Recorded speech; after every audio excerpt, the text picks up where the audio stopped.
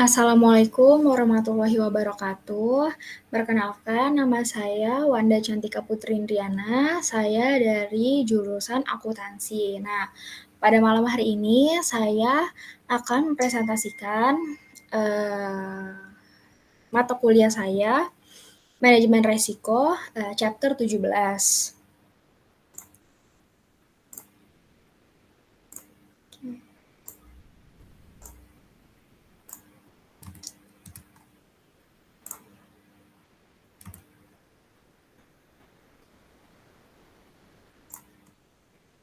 Nah, ini pada malam hari ini saya akan mempresentasikan chapter 17 yang judulnya Teknologi dan Resiko Operasional Lainnya. Perspektif Industri Manajemen Resiko Operasional by JP Morgan Chase. Resiko operasional adalah resiko kerugian yang diakibatkan oleh proses atau sistem yang tidak memadai atau gagal atau karena peristiwa eksternal yang tidak terkait dengan pasar atau kredit. Resiko operasional melekat dalam aktivitas perusahaan dan dapat memanifestasikan dirinya dalam berbagai cara, termasuk tindakan penipuan, gangguan bisnis, perilaku karyawan yang tidak pantas, kegagalan untuk mematuhi undang-undang dan peraturan yang berlaku, atau kegagalan vendor untuk melakukan sesuai dengan pengaturan mereka. Peristiwa ini dapat mengakibatkan kerugian finansial, litigasi, dan denda peraturan, serta kerusakan lain pada perusahaan. Tujuannya adalah untuk menjaga risiko operasional pada tingkat yang sesuai dengan mempertimbangkan kekuatan keuangan perusahaan, karakteristik bisnisnya, pasar di mana ia beroperasi, dan lingkungan persaingan dan peraturan yang menjadi subjeknya.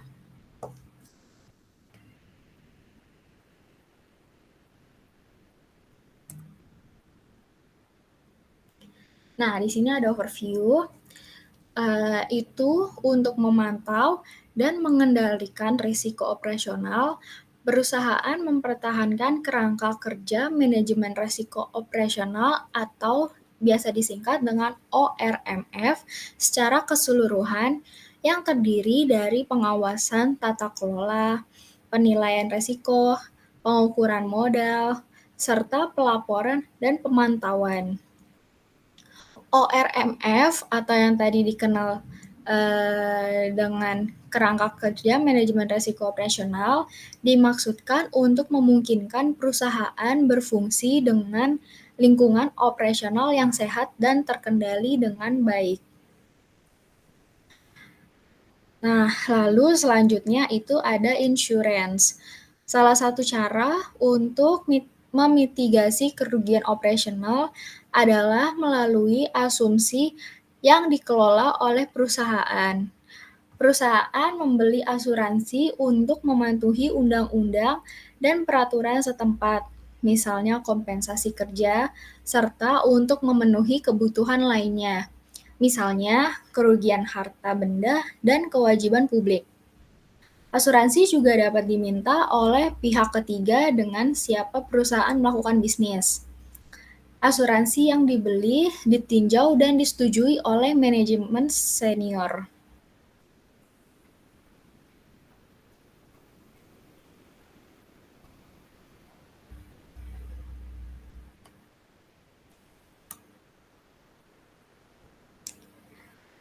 Nah, lalu selanjutnya di sini ada cyber security.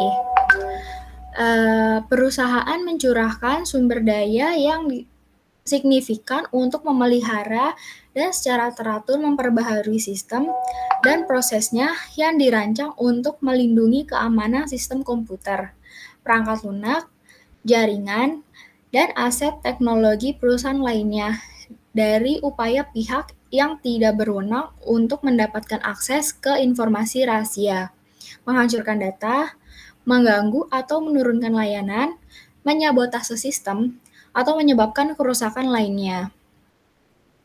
Pada tahun 2014, firma menghasilkan lebih dari 250 juta dolar dan memiliki sekitar 1.000 orang yang berfokus pada upaya keamanan siber.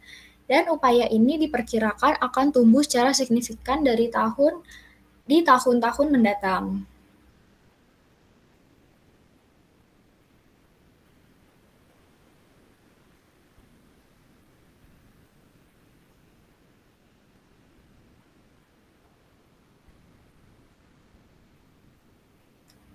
Nah, selanjutnya di sini ada ketahanan bisnis dan teknologi.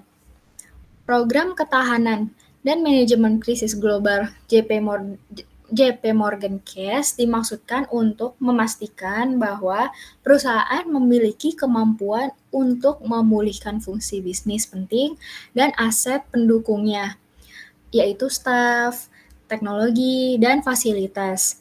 Jika terjadi gangguan bisnis, dan untuk tetap mematuhi hukum dan peraturan global yang terkait dengan resiko ketahanan.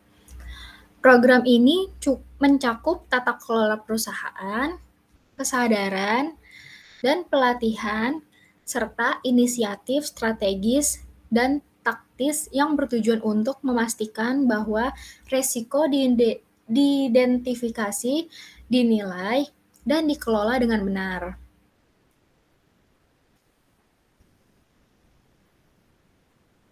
Perusahaan telah menetapkan pelacakan dan pelaporan komprehensif dari rencana ketahanan untuk secara proaktif mengantisipasi dan mengelola berbagai keadaan yang berpotensi mengganggu seperti cuaca buruk, gangguan teknologi, dan komunikasi, banjir, penutupan angkutan massal, dan ancaman teroris, dan lain-lain. Nah, langkah-langkah ketahanan yang digunakan oleh perusahaan termasuk infrastruktur cadangan untuk pusat data, tenaga kerja yang didistribusikan secara geografis, fasilitas pemulihan khusus, menyediakan kemampuan teknologi untuk mendukung kapasitas kerja jarak jauh untuk staf yang dipindahkan dan diakomodasi karyawan di lokasi alternatif.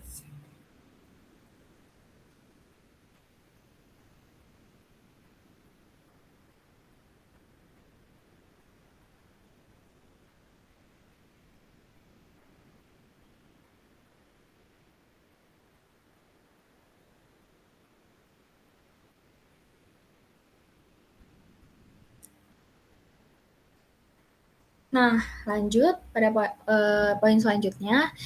Di sini ada sumber resiko operasional. Mengontrol dan mengurangi resiko operasional meningkatkan efisiensi operasional FI, seperti yang terlihat pada bagian di bawah ini. Peningkatan efisiensi operasional mengarah pada peningkatan laba bersih, pengembalian aset, dan ukuran kuantitatif kinerja FI lainnya. Nah, namun seperti yang kita lihat di bab sebelumnya, resiko operasional jauh lebih tidak nyata dan seringkali sulit untuk diukur. Setidaknya ada 5 sumber resiko operasional nih. Yang pertama itu teknologi. Di sini contohnya itu ada kegagalan teknologi dan sistem yang memburuk. Lalu yang kedua itu ada karyawan, misalnya kesalahan manusia dan penipuan internal. Lalu selanjutnya itu ada hubungan pelanggan, misalnya perselisihan kontrak. Nah, lalu yang keempat ada aset modal, misalnya kehancuran oleh api atau bencana lainnya. Nah, yang terakhir ini ada eksternal, misalnya penipuan dari pihak eksternal.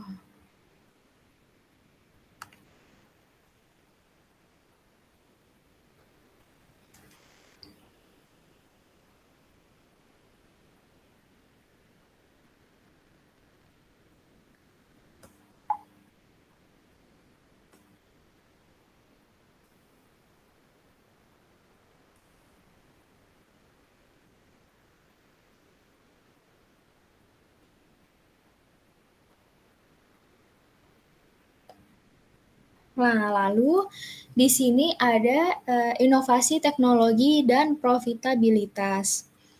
Semakin penting untuk profitabilitas dan resiko LA modern telah item teknologi. Diidentifikasikan secara luas, teknologi mencakup komputer, visualisasi, dan audio sistem komunikasi, dan teknologi informasi atau TI lainnya.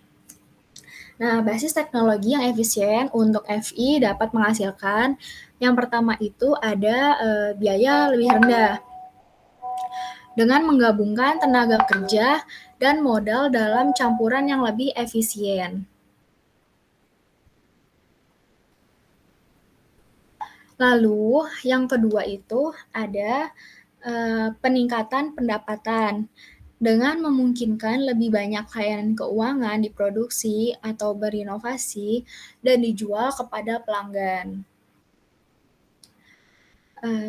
Pentingnya biaya operasional LK dan efisiensi penggunaan teknologi mempengaruhi biaya-biaya ini eh, dengan jelas ditunjukkan oleh fungsi laba yang disederhanakan di bawah ini. Nah, ini adalah contohnya.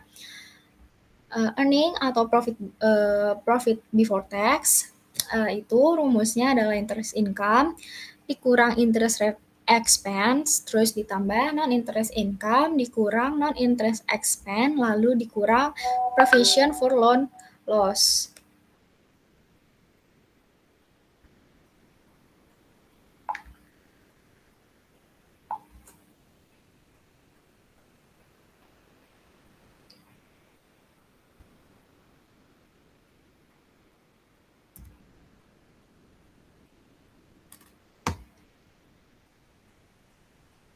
Nah, lanjut di sini teknologi penting karena investasi teknologi yang dipilih dengan baik memiliki potensi untuk meningkatkan baik margin bunga bersih (LK) atau perbedaan antara pendapatan bunga dan beban bunga dan pendapatan non bunga bersih.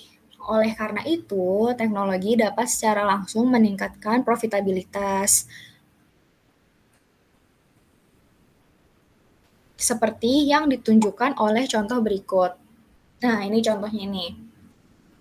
Yang pertama itu ada pendapatan bunga dapat meningkat jika LK menjual lebih banyak layanan keuangan sebagai akibat dari pengembangan teknologi.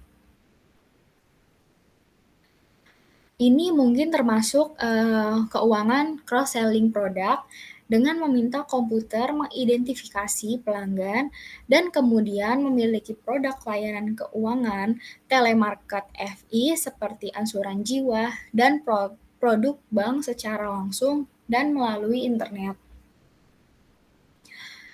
Selain itu, janji pendapatan tambahan dari investasi di bidang teknologi mendorong peningkatan tingkat inovasi produk baru dan mendukung peningkatan kualitas dan kenyamanan layanan. Banyak LK menggunakan upaya teknologi tinggi untuk menentukan bagaimana mereka dapat menjangkau lebih banyak pelanggan dengan lebih banyak produk. Karena lini pemasaran diidentifikasi dan ditentukan, ide produk baru muncul lebih jauh kegunaan produk FI bagi pelanggan.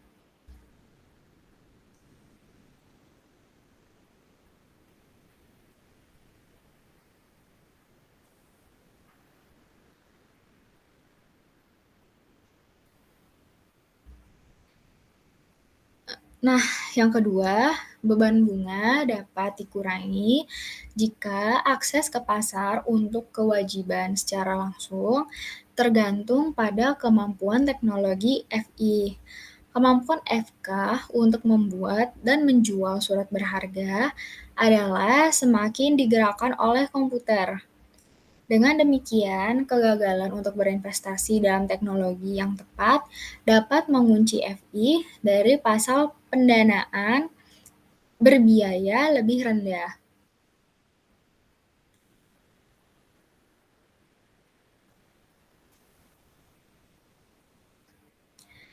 Nah, yang ketiga, pendapatan lainnya meningkat ketika biaya jasa LK terutama yang berasal dari kegiatan off balance sheet, dikaitkan dengan kualitas teknologi LK. Misalnya letter of credit atau LC sekarang umumnya dibuat secara elektronik oleh pelanggan. Nah, di sini ada swap, batas, opsi, dan turunan kompleks lainnya biasanya diperdagangkan, diacak, dan dinilai menggunakan komputer dan algoritma bertenaga tinggi.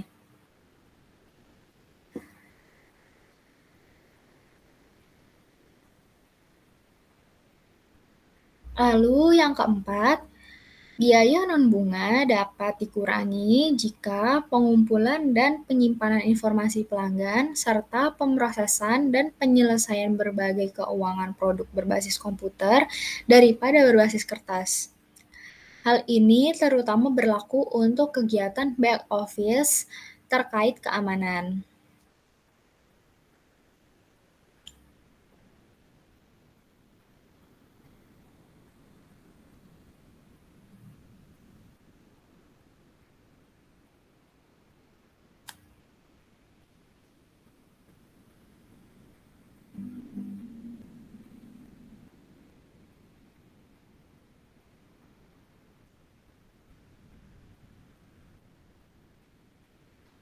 Selanjutnya, ini ada dampak teknologi terhadap grosir dan eceran produksi jasa keuangan.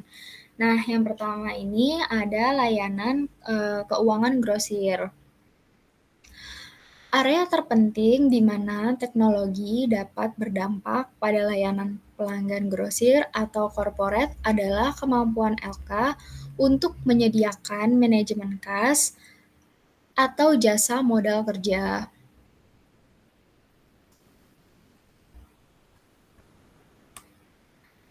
Layanan manajemen kas mencakup layanan yang dirancang untuk mengumpulkan, mencairkan, dan mentransfer dana pada tingkat lokal, regional, nasional, atau internasional dasar, dan untuk memberikan informasi tentang lokasi dan status dana tersebut.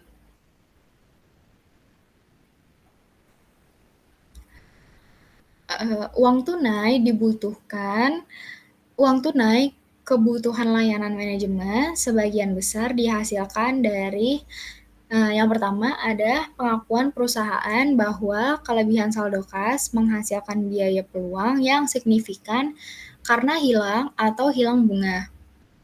Lalu yang kedua, ada kebutuhan perusahaan untuk mengetahui resiko kas atau modal kerja secara real time.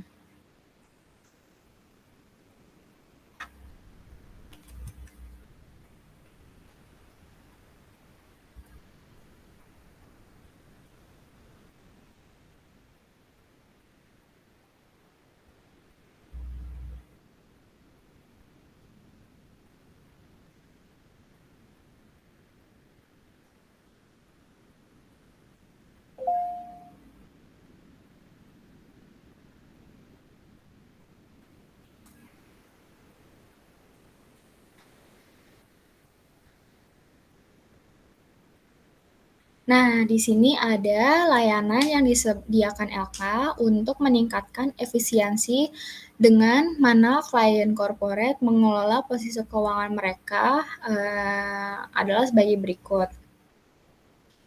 Nah, yang nomor satu itu ada rekening pengeluaran yang terkendali.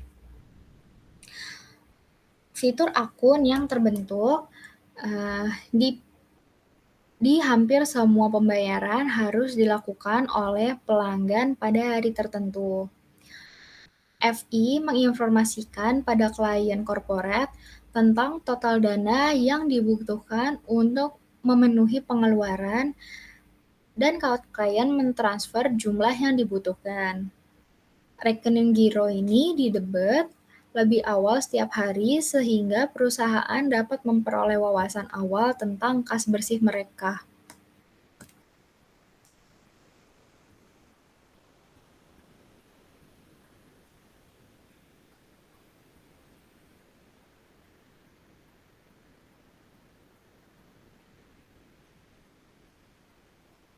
Nah, yang nomor 2 itu ada rekonsiliasi akun.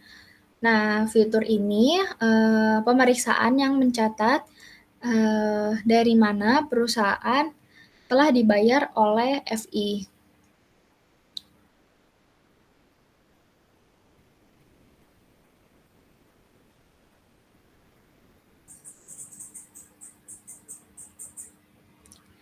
Nah, yang nomor 3 itu ada kotak kunci grosir dan elektronik. Layanan pengumpulan terpusat atau online untuk pembayaran perusahaan digunakan untuk mengurangi keterlambatan dalam clearing check atau float. Di sebuah pengaturan kotak kunci yang khas, FI lokal memasang kotak kunci di kantor pos dan klien perusahaan yang berlokasi di luar area tersebut. Pelanggan lokal mengirimkan pembayaran ke kotak kunci daripada ke kantor pusat perusahaan di luar kota. FI mengumpulkan cek ini beberapa kali per hari dan menyetorkannya langsung ke rekening pelanggan.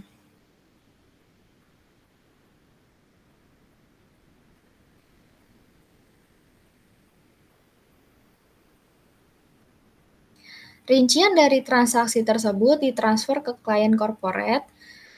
Dengan kotak kunci elektronik, FI menerima pembayaran online untuk utilitas publik dan klien corporate serupa.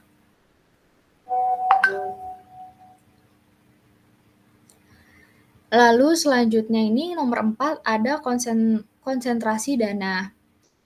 Nah, mengarahkan dana dari rekening di sejumlah besar LK atau cabang ke beberapa akun terpusat di satu FI. Lalu yang kelima ini ada transfer dana elektronik, termasuk pembayaran semalam melalui CHIPS atau Fedwire, pembayaran otomatis gaji atau dividen melalui clearing otomatis atau ACH, dan transmisi otomatis pesan pembayaran oleh SWIFT, layanan pesan elektronik internasional yang memiliki dan dioperasikan oleh FIAS dan Europe yang mengkonstruksi LK untuk melakukan pembayaran tertentu.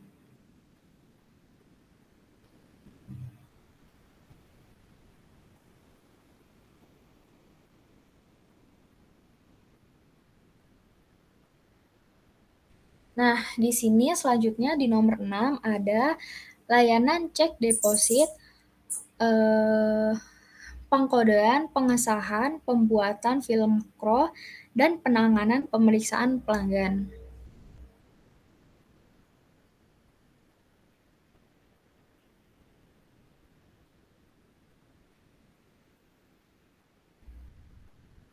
Nah, di nomor 7 ini ada inisiasi Electronic Letter of Credit, memungkinkan pelanggan dalam jaringan untuk mengakses komputer FI untuk memulai letter of credit.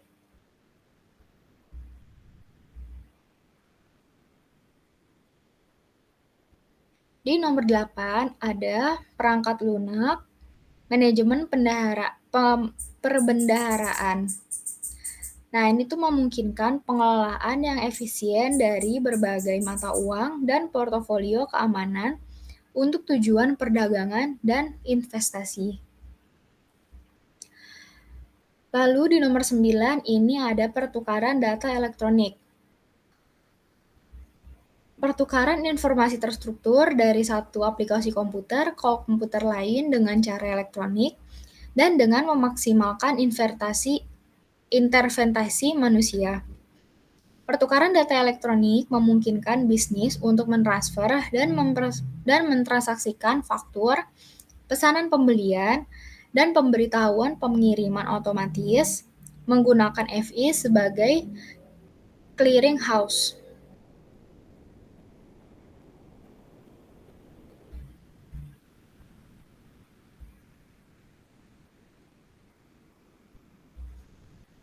Lanjut, di nomor 10 itu ada penagihan elektronik.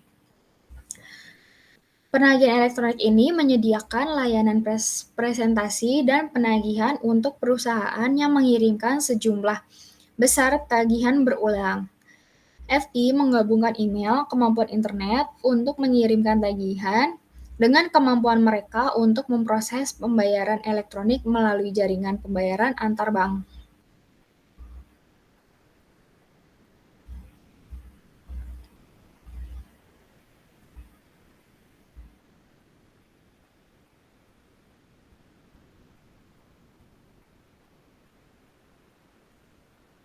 Di nomor 11, ini ada verifikasi identitas. Menggunakan teknologi enskripsi, FI mengesahkan identitas dari pemegang rekening mereka sendiri dan menjadi perantara yang melaluinya nasabah bisnis mereka dapat memverifikasi identitas pemegang rekening di LK lain. Setelah tanggal 11 September 2001, serangan teroris, beberapa legislator menyerukan pembatasan teknologi enskripsi kecuali mengizinkan penegakan hukum akses ke data yang dikodekan.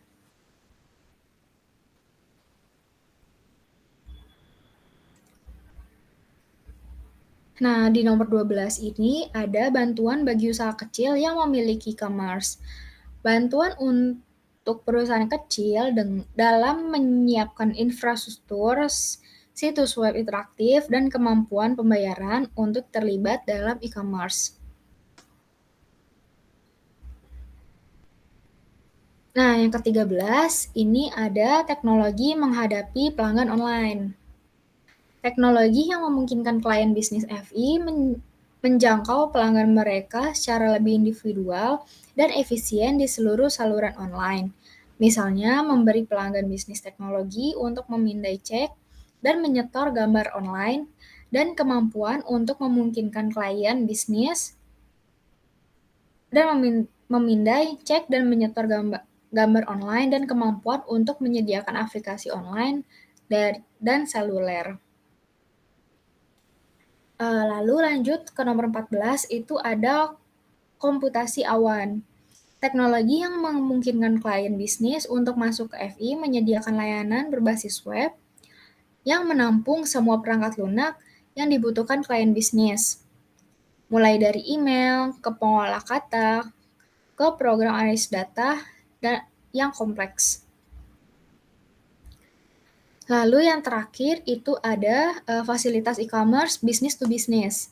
Beberapa LK terbesar memulai penawaran perusahaan teknologi untuk perdagangan bisnis ke bisnis elektronik. FI pada dasarnya melakukan otomatisasi seluruh aliran informasi terkait dengan pengadaan dan pendistribusian barang dan jasa antar bisnis.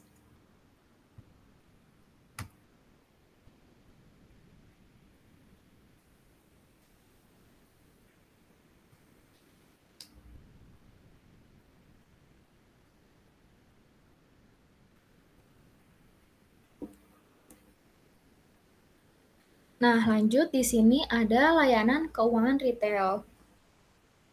Beberapa inovasi produk pelanggan retail yang paling penting meliputi, yang pertama itu ada anjungan tunai mandiri atau ATM. Nah, pelanggan ini diizinkan mengakses 24 jam ke rekening deposito. Mereka dapat membayar tagihan serta menarik uang tunai dari mesin ini. Selain itu, jika ATM LK merupakan bagian dari jaringan bank seperti Sirus, retail deposan dapat memperoleh akses langsung secara nasional dan dalam banyak kasus internasional ke rekening deposito mereka dengan menggunakan ATM bank lain dalam jaringan yang menarik akun mereka.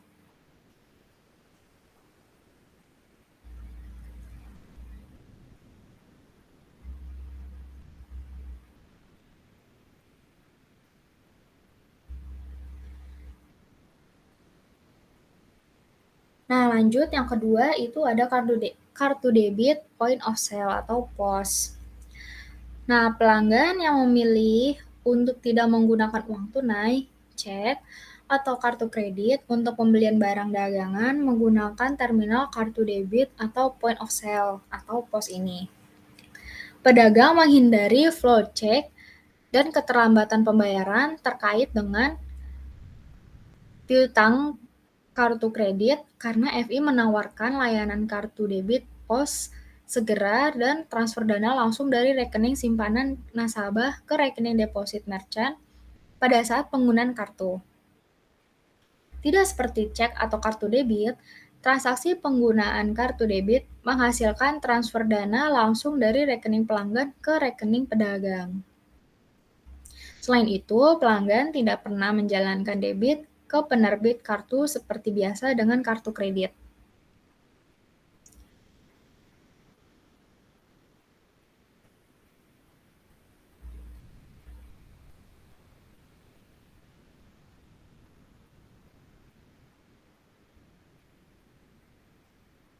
Lanjut, di nomor 3, ini ada debit atau kredit yang telah diotorisasi sebelumnya.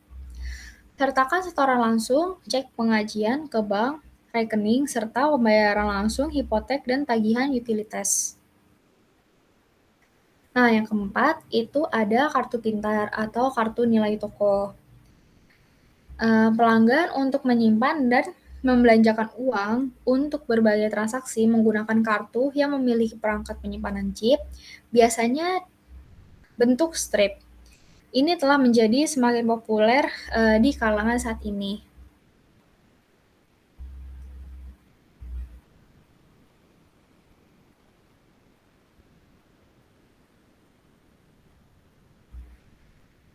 Nah, yang kelima itu ada perbankan online, memungkinkan pelanggan untuk melakukan perbankan retail dan investasi layanan yang ditawarkan melalui internet.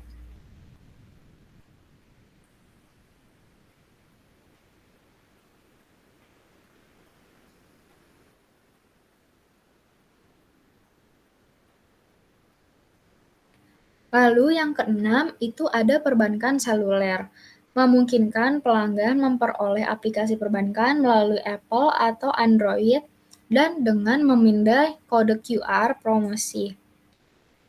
Pelayanan yang disediakan melalui perangkat seluler termasuk pengambilan setoran jarak jauh dan dompet digital, di mana pelanggan bank dapat membayar barang menggunakan aplikasi smartphone.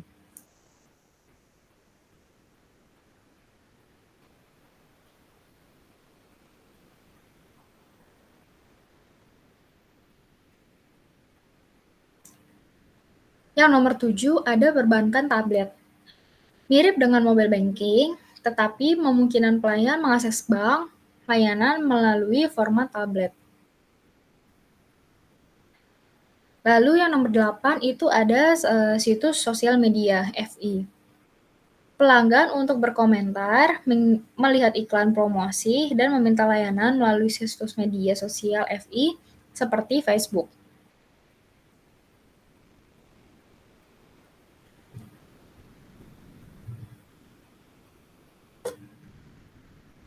Nah, yang kesembilan ini ada integrasi saluran online, offline, dan seluler. Memungkinkan pelanggan untuk memulai pinjaman, aplikasi online, dan kemudian diselesaikan aplikasi di cabang tanpa harus memulai proses selesai. Yang nomor 10 itu ada jasa perencanaan keuangan. Memungkinkan pelanggan untuk mengelola keuangan dan memantau pengeluaran mereka melalui layanan online, seluler, dan tablet.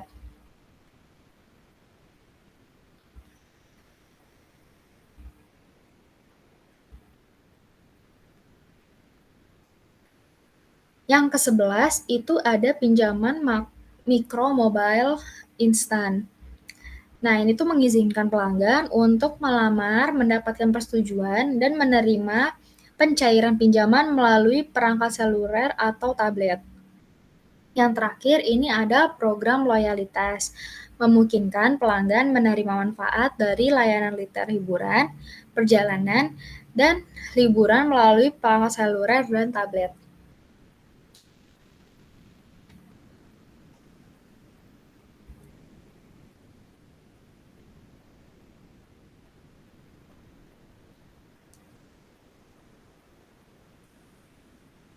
Nah, lanjut di persyaratan teknologi canggih. Integrasi teknologi online mobile dan tablet. Sebagai penghasil pendapatan, LK menyambut saluran seluler dan tablet untuk menarik dan melayani pelanggan. Sementara pada saat yang sama terus mendukung teknologi perbankan online yang lebih tua. Namun, LK belum sepenuhnya mengintegrasikan teknologi yang digunakan untuk berbagai metode m-banking. Teknologi canggih membutuhkan LK untuk mengembangkan satu teknologi yang menjalankan semua saluran m-banking ini. Seperangkat teknologi yang saling berhubungan akan membuat aplikasi seluler dan tablet serta pengembangan online lebih mudah bagi bank untuk mengelola dan akan menurunkan biaya operasi mereka untuk LK.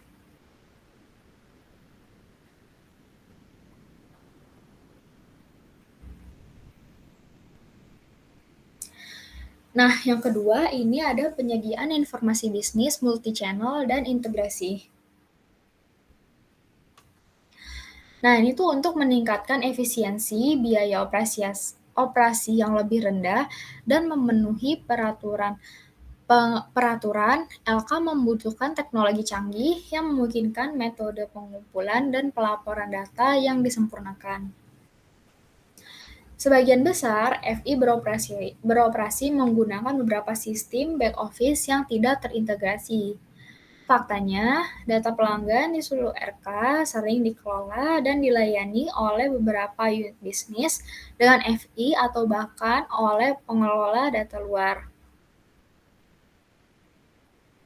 Teknologi canggih membutuhkan integrasi beberapa saluran penjualan dan layanan pelanggan menjadi satu proses bisnis yang memungkinkan berbagi dan kolaborasi informasi di semua unit organisasi dalam FI.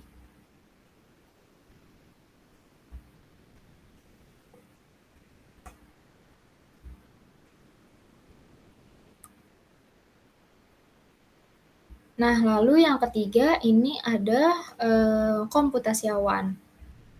Sama seperti LK, menyediakan komputasi awan untuk pelanggan bisnis mereka. LK menggunakan komputasi awan untuk mendukung kegiatan bisnis mereka sendiri. Daripada menjalankan aplikasi perangkat lunak pada komputer internal dengan staf untuk mendukungnya, mereka dijalankan di jaringan komputer yang membentuk awan. Komputasi awan, sistem memungkinkan pengurangan yang signifikan dalam beban kerja karyawan terkait teknologi dan biaya operasional.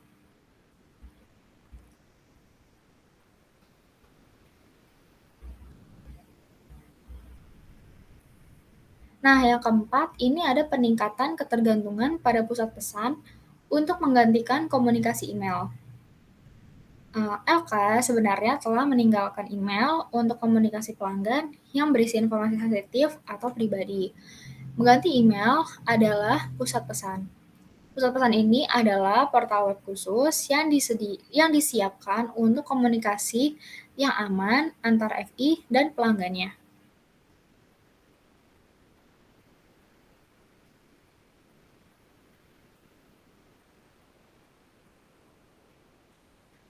Nah, nomor 5 di sini ada teknologi yang digunakan untuk masalah keamanan. Penggunaan teknologi canggih membawa meningkatkan potensi dan bentuk penipuan yang lebih kompleks. Dengan demikian, LK memiliki kebutuhan yang semakin besar akan sistem manajemen. Resiko berbasis teknologi. Teknologi seperti itu membantu meningkatkan efisiensi dan efektivitas supaya pemantauan keamanan menggunakan komputer daripada proses manual yang memakan waktu dan tenaga untuk mendeteksi pencurian, penipuan, dan kegiatan ilegal lainnya. Nah, yang keenam ini ada pencadangan data dan pemulihan bencana. Menggunakan teknologi canggih secara ekstensif oleh FI menciptakan kebutuhan atau sistem pencadangan data yang digunakan untuk menyimpan salinan semua yang penting, data setidaknya setiap hari. Dengan mencadangkan datanya, FI dapat memulihkan datanya secara lengkap dan cepat secara virtual jika terjadi bencana, penghapusan data, korupsi, atau penipuan.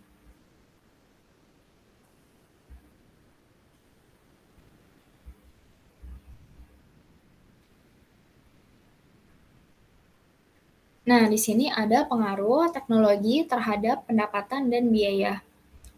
Kemajuan teknologi memungkinkan FI untuk menawarkan produk tersebut pada pelanggannya dan berpotensi untuk mendapatkan keuntungan yang lebih tinggi. Investasi sumber daya di banyak produk ini berisiko. Namun, karena inovasi pada produk mungkin gagal untuk menarik bisnis yang cukup relatif terhadap pengeluaran kas awal dan biaya masa depan yang terkait dengan investasi ini setelah mereka berada di tempat.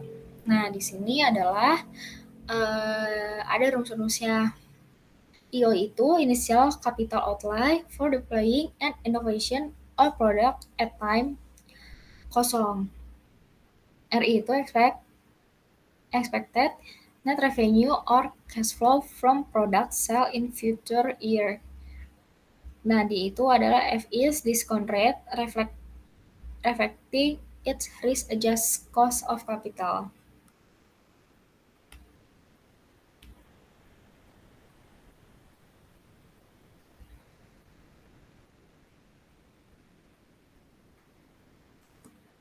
Profitabilitas di setiap inovasi produk berhubungan negatif dengan ukuran dari biaya setup dan pengembangan awal 10 dan biaya modal FI atau D yang berhubungan positif dengan ukuran aliran arus kas bersih yang diharapkan atau RI dari penjualan jasa. Ini mengarahkan seseorang untuk mempertimbangkan apakah bukti langsung atau tidak langsung tersedia bahwa menunjukkan apakah investasi teknologi untuk memperbarui struktur operasional LK telah meningkatkan pendapatan atau menurunkan biaya.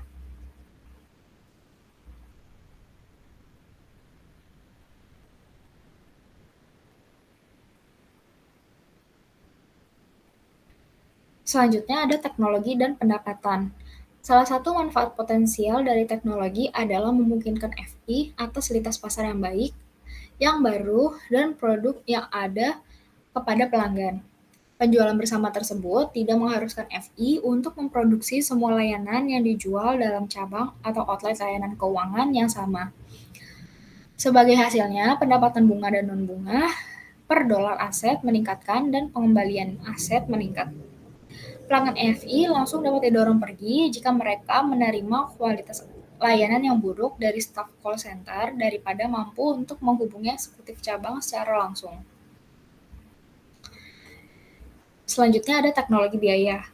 Secara umum, teknologi menguntungkan dapat mempengaruhi struktur biaya LK dengan memungkinkan untuk mengeksploitasi salah satu ekonomi skala atau ruang lingkup ekonomi. Selanjutnya ada skala ekonomi. LK terbesar membuat pengeluaran tersebut untuk inovasi terkait teknologi.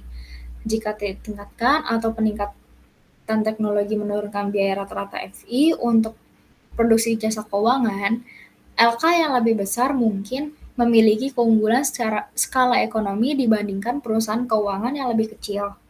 Secara ekonomi, menyiratkan bahwa unit atau biaya rata-rata untuk memproduksi layanan FI secara agregat atau beberapa layanan tertentu seperti deposito atau pinjaman jatuh sebagai ukuran FI mengembang. Dengan demikian, beban non-bunga per dolar aset turun dan kembali aset meningkat.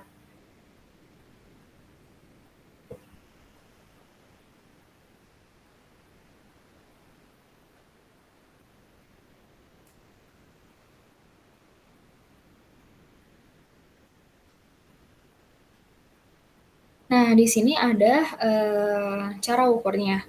Rata-rata biaya untuk menghasilkan output jasa keuangan LK diukur sebagai berikut.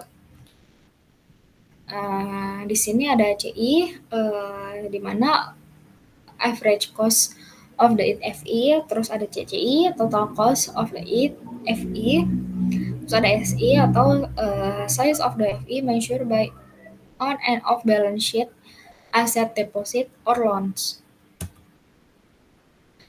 Nah, di sini ada ruang lingkup ekonomi. Secara khusus, komputerisasi memungkinkan penyimpanan dan penggunaan bersama informasi penting tentang pelanggan dan kebutuhan mereka. Konsep skala ekonomi sederhana mengabaikan hubungan timbal balik antara penduduk dan kebersamaan.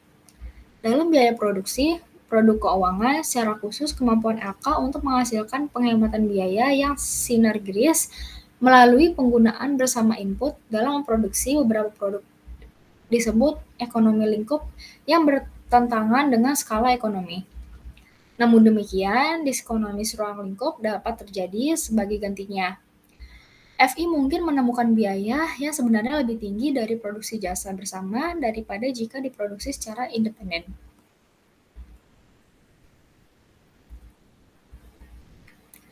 Nah, di sini ada contoh teknologi dan informasi sistem pembayaran.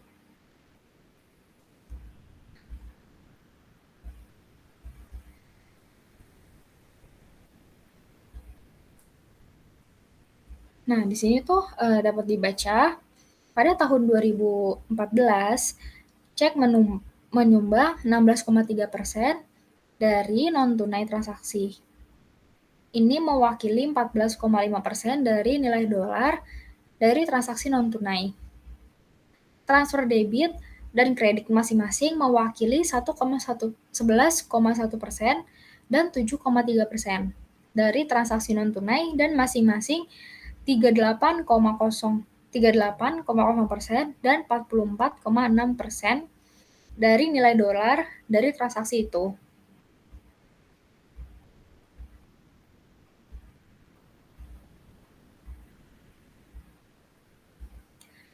Kartu kredit memerlukan 68,4% dari semua transaksi, tetapi hanya 2,9% dari nilai dolar transaksi non-tunai.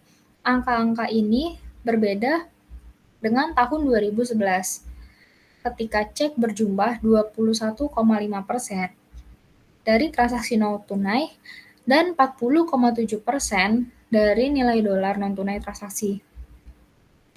Transfer debit dan kredit mewakili 10,3% dan 6,9%, masing-masing dari transaksi non-tunai dan masing-masing 21,6% dan 32,5% dari nilai dolar dari transaksi ini. Kartu kredit adalah 61,3% dari semua transaksi dan 5,2% dari nilai dolar transaksi non-tunai. Dengan demikian, hanya dalam 3 tahun pembayaran AS berubah secara signifikan. Dari lebih banyak berbasis kertas cek, transaksi ke transfer debit, dan kredit yang lebih berbasis elektronik, seperti dapat dilihat pada tabel ini, dan tabel 17,3, penggunaan metode pembayaran elektronik jauh lebih tinggi di negara maju, selain Amerika Serikat. Di dalam 2014, cek hanya menyumbang 7,9% dari transaksi non-tunai di seluruh dunia, mewakili 10,6% dari nilai dolar dari transaksi ini. Transfer kredit adalah 16,8% dari transfer, mewakili 67,9% dari nilai dolar. Debit transfer digunakan dalam 13,6% transaksi, mewakili 11,1% dari total nilai dolar. Kartu kredit digunakan di 59,2% non-tunai di seluruh dunia transaksi, tetapi hanya mewakili 1,8% dari nilai dolar. Akhirnya, uang elektronik pembayaran hampir tidak ada di Amerika Serikat, mewakili 2,5% dari transaksi non-tunai di seluruh dunia.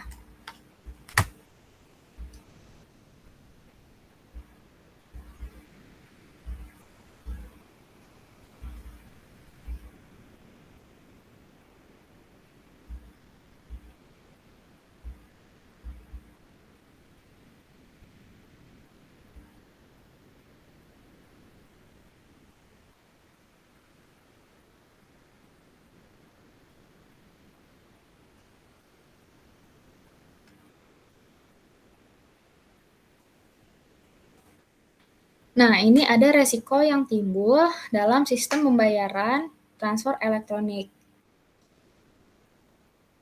Yang pertama itu ada resiko overdraft siang hari.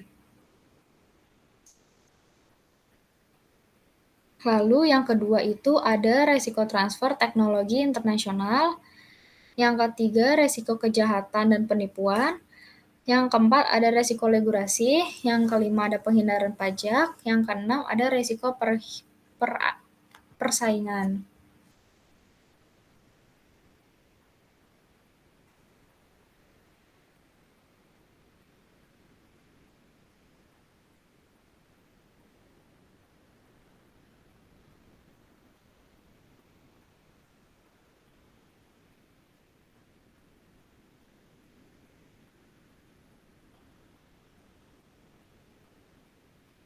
Nah, yang pertama itu ada overdraft di siang hari. Overdraft itu adalah pinjaman saldo debit pada rekening Anda, lalu pinjaman ini secara otomatis akan langsung menutup kekurangan saldo di rekening kita.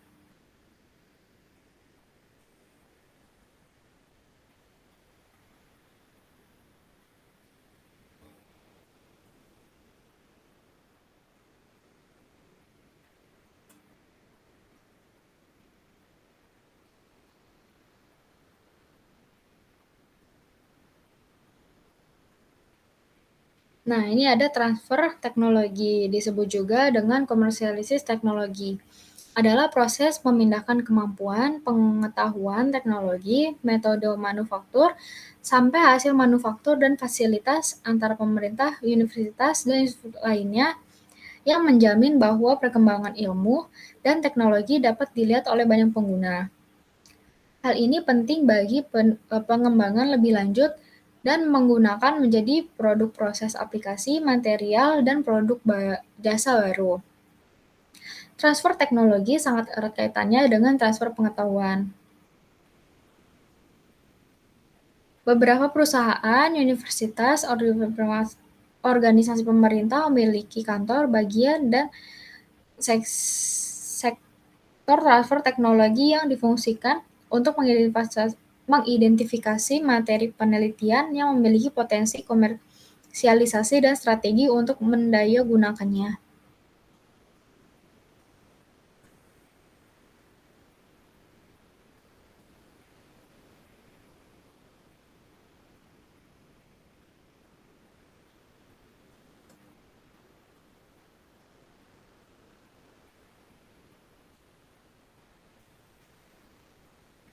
Nah, selanjutnya di sini ada resiko operasional lainnya. 4 sumber resiko operasional lainnya ini adalah karyawan, hubungan pelanggan, aset modal, dan resiko eksternal. Misalnya karyawan resiko termasuk penggantian karyawan, pencurian, dan penipuan, serta kesalahan pemrograman oleh karyawan untuk mengimbangi biaya ini. Manajemen FI menghabiskan banyak usaha dan sumber daya untuk mencegah, mengendalikan, membiayai, dan melindungi FI dari kegiatan akibat resiko operasional. Upaya tersebut antara lain yang pertama itu ada pencegahan kerugian. Nah, di mana itu ada pelatihan, pengembangan, dan peninjauan karyawan.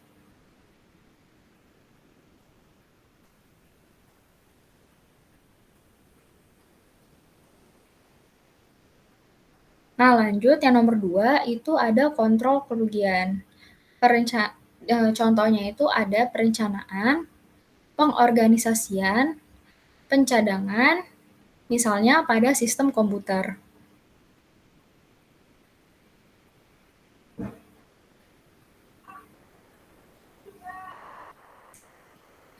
Nah, yang ketiga itu ada pembiayaan kerugian.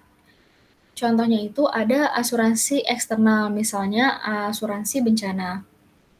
Lalu yang terakhir itu ada isolasi rugi.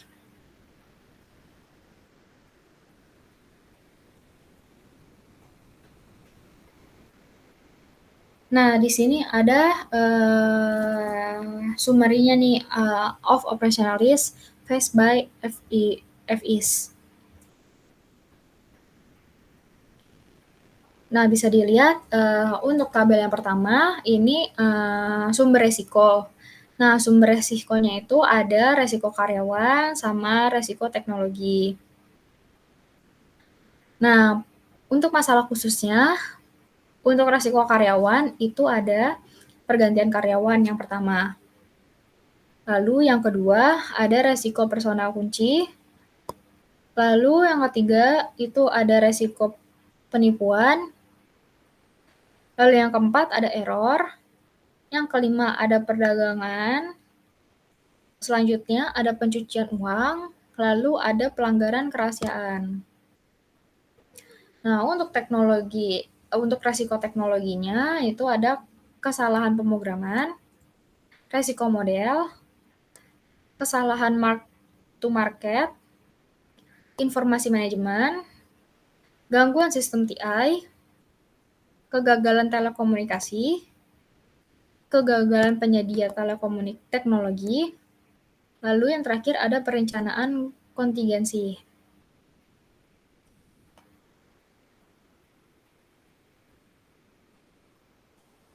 Lalu di sebelahnya itu ada sumber resiko yang lain. Yang pertama itu ada sumber resiko pelanggan. Contohnya itu ketidaksepakatan kontrak, lalu ada ketidakpuasan, dan ada kesalahan. Nah, yang keempat itu ada kapital aset modal, itu atau resiko aset modal. Yang pertama ada keamanan, yang selanjutnya ada biaya operasional, lalu ada kebakaran atau banjir. Lalu yang terakhir ada resiko eksternal. Itu ada penipuan eksternal, perpajakan, resiko hukum, war, lalu ada runtuhnya pasar, lalu ada resiko reputasi dan resiko hubungan.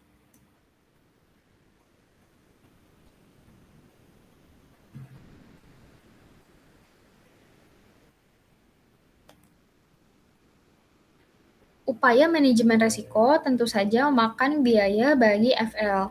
Semakin besar komitmen sumber daya untuk upaya manajemen risiko, semakin rendah biaya yang dihasilkan dari risiko operasional. Namun, sumber daya yang dihabiskan untuk mencegah biaya operasional, risiko mungkin di beberapa titik lebih besar daripada risiko itu sendiri. Dalam memaksimalkan keuntungannya dan nilainya, LK akan berinvestasi dalam upaya manajemen risiko ini sampai biaya tersebut hanya mengimbangi kerugian operasi dan tidak melakukan upaya tersebut. Nah, selanjutnya ini ada isu regulasi dan teknologi dan resiko operasional. Yang pertama itu ada resiko operasional dan insolvensi FI. Yang kedua ada perlindungan konsumen.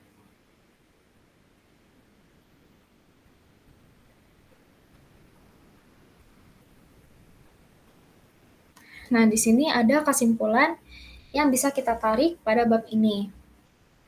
Bab ini menganalisis sisi biaya operasi dan kegiatan LK, termasuk efeknya pertumbuhan inovasi berbasis teknologi. Dampak teknologi adalah yang pertama diperiksa secara terpisah untuk layanan grosir dan eceran, sebelum analisis disajikan tentang dampaknya terhadap biaya dan pendapatan. Investasi berbasis teknologi dapat berpotensi menghasilkan inovasi produk baru dan biaya yang lebih rendah. Tetapi bukti untuk penghematan biaya tersebut dicampur. Selain itu, risiko baru dan berbeda tampaknya telah diciptakan oleh teknologi modern. Ini termasuk risiko penyelesaian atau pencerukan siang hari, risiko transfer teknologi internasional, risiko kejahatan atau penipuan, risiko perhindaran peraturan, risiko perhindaran pajak, dan risiko persaingan. Namun demikian, meskipun bab terfokus pada biaya dan manfaat teknologi pada FI, masalah yang lebih besar mungkin bukan biaya dan manfaat teknologi, tetapi kebutuhan untuk berinvestasi dalam teknologi untuk bertahan sebagai FI layanan lengkap modern.